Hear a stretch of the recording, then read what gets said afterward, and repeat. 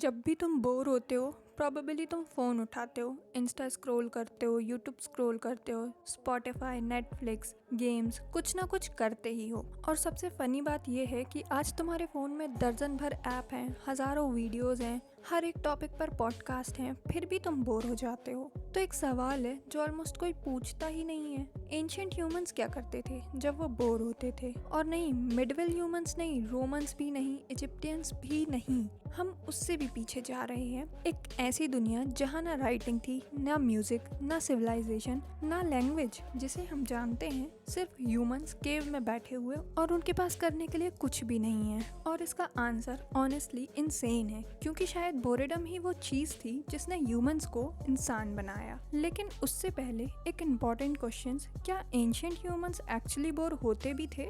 ये कोई random thought नहीं है, साइंटिस्ट जेन्युइनली इस पे डिबेट कर रहे हैं। काफी टाइम तक रिसर्चर्स को लगता था कि अर्ली ह्यूमंस के पास बोर होने तक का टाइम नहीं है, हर सेकेंड सर्वाइवल में जाता था। हंटिंग, खाना ढूंढना, शेल्टर बनाना, आग बचाना, मतलब लाइफ एक नॉन स्टॉप स्ट्रगल थी। लेकिन बाद में पता चला कि ये असम्पशन कम्प्लीटली गलत थी। 1966 में एक ऑर्थोपोलॉजिस्ट मार्शल शैलिन ने एक पेपर पब्लिश किया जिसने पूरा आइडिया ही उल्टा कर दिया। उनने अफ्रीका के कलहारी डेजर्ट में रहने वाले कुंगसान पीपल को स्टडी किया। ये उन लास्ट ग्रुप में से थे जो ह्यूमंस के ओरिजिनल हंटर गैदरर लाइफस्टाइल से काफी क्लोज रहे थे, और जो उन्होंने डिस्कवर किया था वो शॉकिंग था। एवरेज में वो लोग सिर्फ 15 से 20 आवर पर वीक काम करते थे, पर डे नहीं, पर वीक। बाकी टाइम वो रेस्ट करते थे, बैठते थे, बात करते थे, कभी कभी लिटरली कुछ नहीं करते थे। सेलिन ने उन्हें द ओरिजिनल एफिलेंट सोसाइटी बोला। रिच इसलिए नहीं क्योंकि उनके पास ज्यादा चीजें थी,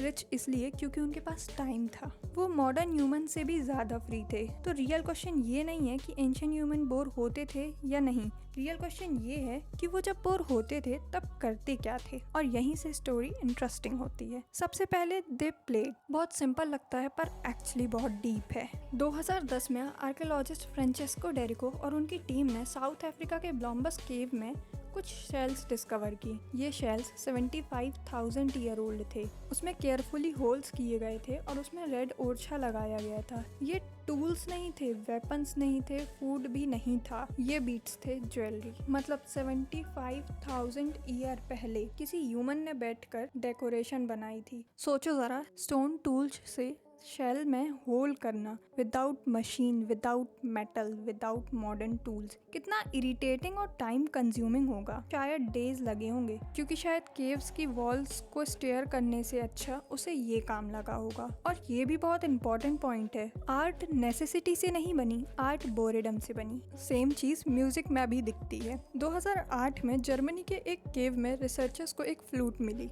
वल्चर की बोन से बनी हुई। उसमें 5 फिंगर होल्स थे और वो भी ऑलमोस्ट 40,000 ईयर ओल्ड थी। सोचो, एग्रीकल्चर से पहले, सिटीज से पहले, सिविलाइजेशन से भी पहले किसी इंसान ने एक बर्ड की बोन उठाई और म्यूजिक इन्वेंट कर दिया। ये उसने सरवाइव करने के लिए नहीं किया है, बस इसलिए किया है क्योंकि उसके पास फ्री टाइम था। न्यूरोसाइंटिस्ट डैनियल जोसेफ के अकॉर्डिंग म्यूजिकल एबिलिटी शायद लैंग्वेज से भी पुरानी है, क्योंकि रिदम्स और पैटर्न्स रिकॉग्नाइज करना सर्वाइवल के लिए यूजफुल था और ह्यूमन ब्रेन नेचुरली पैटर्न्स ढूंढता है। लेकिन बोरेडम सिर्फ आर्ट और म्यूजिक ही क्रिएट नहीं किया, उसने कुछ और ज्यादा पावरफुल क्रिएट किया, इमेजिनेशन। इसके बारे में सोचो, बोर होने के लिए तुम्हारे पास टाइम का कॉन्सेप्ट होना चाहिए, तुम्हें फील होना चाहिए कि ये मोमेंट बहुत लंबा चल रहा है, काश कुछ और होता करने के लिए, फ्यूचर बेटर हो सकता। और एग्जैक्टली वही इमेजिनेशन है। बोरेडम बेसिकली प्रूफ है कि ब्रेन प्रेजेंट मोमेंट के बारे में सोच सकता है। एनिमल्स ह्यूमंस की तरह बोर नहीं होते। एक डॉग अगर ओनर का वेट कर रहा है तो वो बोर नहीं हो रहा है, वो सिर्फ वेट कर रहा है। लेकिन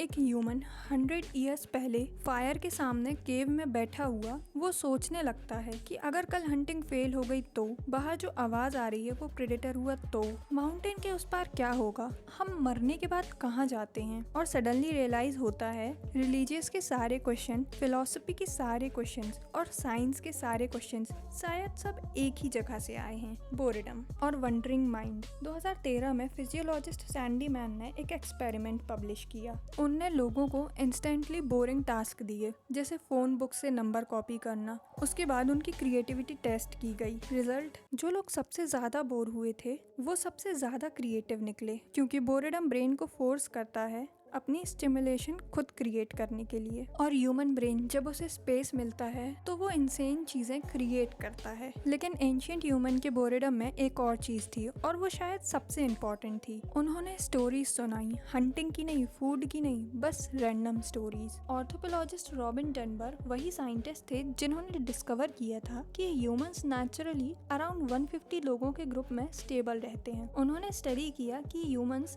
यूजुअली बात किस बारे में करते थे, और आंसर था गॉसिप। कौन क्या कर रहा, किसने क्या बोला, किसके साथ क्या हुआ। सुनने में यूजलेस लगता है, लेकिन एक्चुअली वही सिविलाइजेशन की फाउंडेशन हो सकती है। डनबर के अकॉर्डिंग लैंग्वेज हंटिंग कोऑर्डिनेट करने के लिए इवॉल्व नहीं हुई थी, लैंग्वेज सोशल बॉन्डिंग के लिए इवॉल्व हुई थी। पहले प्रीमेट्स ग्रूमिंग से बॉन्ड करते थे, एक दूसरे के बाल साफ करके। लेकिन प्रॉब्लम ये थी कि ग्रूमिंग 1 to 1 होती थी, एक टाइम पे एक ही दोस्त। लैंग्वेज ने गेम चेंज कर दिया। अब एक इंसान एक साथ पूरे ग्रुप को एंटरटेन कर सकता है, स्टोरीज सुना सकता है, जोक्स शेयर कर सकता है, किसी तीसरे इंसान के बारे में बात कर सकता है जो वहाँ था नहीं, और वही सोशल ग्लू बन गया। मतलब सिविलाइजेशन शायद इसलिए स्टार्ट नहीं हुई क्योंकि ह्यूमंस स्मार्ट थे, शायद सिविलाइजेशन इसलिए स्टार्ट हुई क्योंकि ह्यूमंस बोर हो रहे थे। सोचो कितना क्रेजी है ये। 75 ईयर्स अगो किसी ने बोरेडम में बीट बनाई, 40 ईयर्स अगो किसी ने फ्लूट दी, और कहीं बीच में लोग फायर के अराउंड बैठकर स्टार्स को देखते हुए क्वेश्चंस पूछने लगे। डेथ क्या है,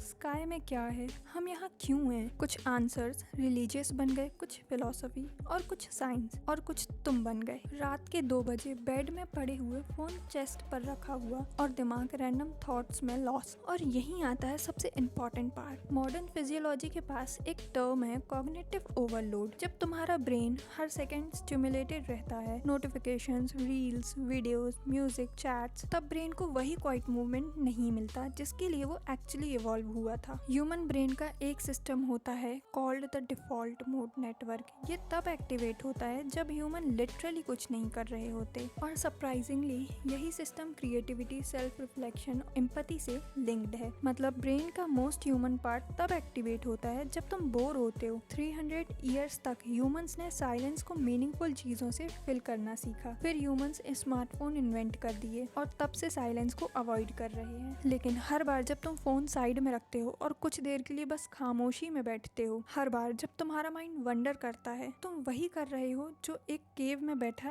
एंशिएंट ह्यूमन कर रहा था। वही जिसने बीट बनाई, वही जिसने फ्लूट बनाई, वही जिसने स्टार्स को देखकर पहली बार वाई पूछा था। बोरेडम ने एंशिएंट ह्यूमंस को स्लो नहीं किया, बोरेडम ही वो चीज थी जिसने उन्हें ह्यूमंस बनाया। और शायद अगर तुम उसे चांस दो तो वो तुम्हारे साथ भी वही कर सकती है।